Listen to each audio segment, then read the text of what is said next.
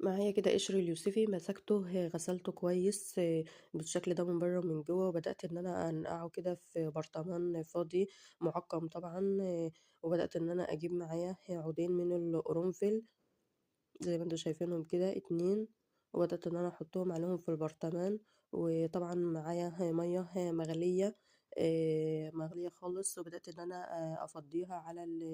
على القشر اليوسفي والقرنفل.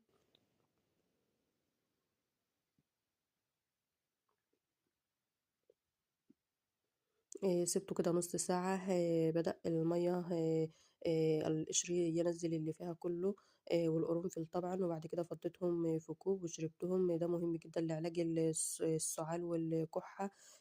الكُحّة اللي هي الشديدة الناشفة دي، مُجرّب وجرّبوه إن شاء الله هيبقى كويس.